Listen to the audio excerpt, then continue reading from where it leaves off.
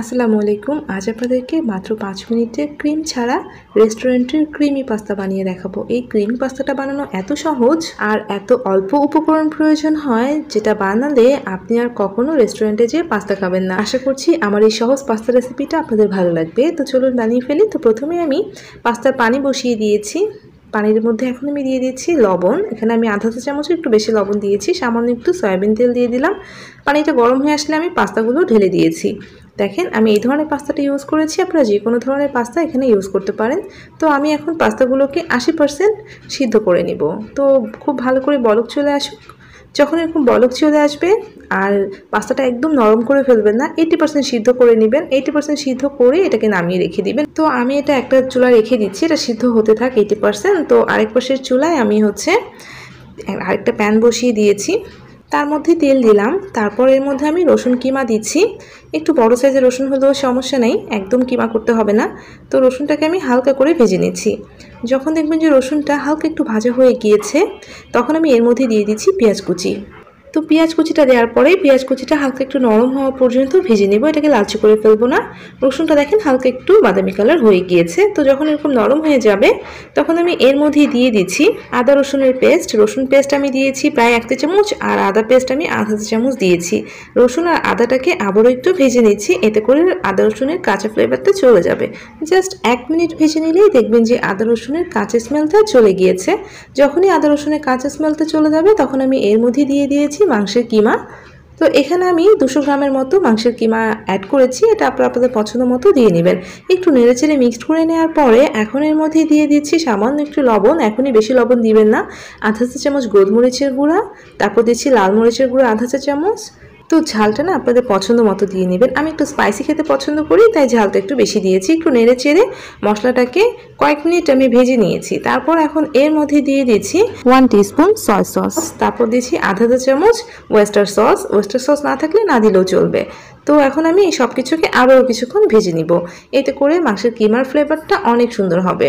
তো একটু ভেজে নেওয়ার পরে আমি এখানে দিয়ে দিয়েছি টমেটো পেস্ট। একটা টমেটো আমি পেস্ট করে নিয়েছিলাম একটু সিদ্ধ করে, তো সেটা দিয়ে দিয়েছি। আপনারা টমেটো পেস্ট কিনেও অ্যাড করতে পারেন। তো কিছুক্ষণ আমি ভেজে নিয়েছি, দেখতে পাচ্ছেন কালারটা কত সুন্দর হয়েছে। এখন আমি এর মধ্যে পাস্তা সিদ্ধ করার যে পানিটা রয়েছে সেটা দিয়েছি, প্রায় 1 কাপের মতো দিয়েছি। এখন চুলার আঁচটা কমিয়ে দিয়ে ঢাকনা দিয়ে ঢেকে পানিটা শুকিয়ে আসা পর্যন্ত রান্না করছি। যখনই মাংসের পানিটা শুকিয়ে যাবে, তখন ঢাকনাটা খুলে একটু নেড়ে চেড়ে দিলাম। দেখেন পানিটা কিন্তু পুরোপুরি শুকিয়ে গিয়েছে। তো নেড়ে চেড়ে দেওয়ার পর আমি এখানে অ্যাড করে দিচ্ছি 1 কাপ নর্মাল দুধ। পুরো 1 কাপ দুধ আমি এখানে দিয়ে দিয়েছি। তারপর একটু নেড়ে চেড়ে একটা বলক আসা পর্যন্ত ওয়েট করছি।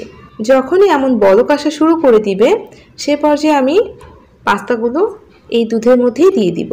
আমি এক এক করে পাস্তাগুলো তুলে তুলে দিয়ে দিচ্ছি পানিটা ঝরিয়ে। আর দেখেন পাস্তাগুলো কত সুন্দর হয়েছে। 80% সিদ্ধ করে নামাবেন, নামিয়ে গরম পানি ঝরিয়ে ফেলবেন না, পানির মধ্যে কিছুক্ষণ রেখে দিয়ে তারপর পানিটা ঝরিয়ে ফেলবেন, যখন দেখবেন যে পাস্তাগুলো খুব সুন্দরভাবে সিদ্ধ হয়ে গিয়েছে।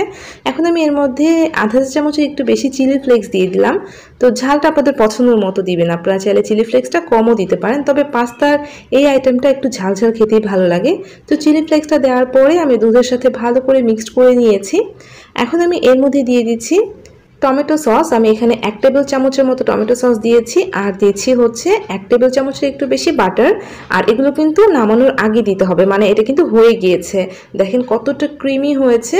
তো সস বাটারটাকে ভালো করে মিক্সড করে এখানে আমি আরও কিছুটা ধনেপাতা দিয়ে এখন নামিয়ে নিব। দেখেন এই যে হয়ে গিয়েছে। এর বেশি কিন্তু এটাকে জাল করা যাবে না, মানে দুধটাকে একদম শুকিয়ে ফেলা যাবে না। সামান্য একটু ধনেপাতা কুচি অ্যাড করে দিয়েছি, খুবই অল্প পরিমাণে। আপনারা চাইলে দিতে পারেন না দিতে পারেন, তবে অল্প পরিমাণে যদি ধনেপাতা কুচি দেন খেতে অনেক ভালো লাগে, ফ্লেভারটা অনেক সুন্দর হয়।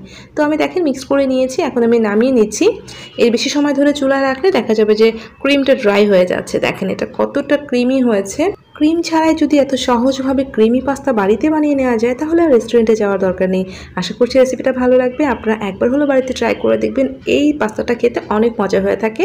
তো রেসিপিটা ভালো লাগলে প্লিজ রেসিপিটাতে লাইক দিতে ভুলবেন না। আর অবশ্যই এমন আরও রেসিপি পাওয়ার জন্য চ্যানেলটা সাবস্ক্রাইব করে সাথেই থাকবেন। সবাই ভালো থাকবেন। আল্লাহ হাফিজ।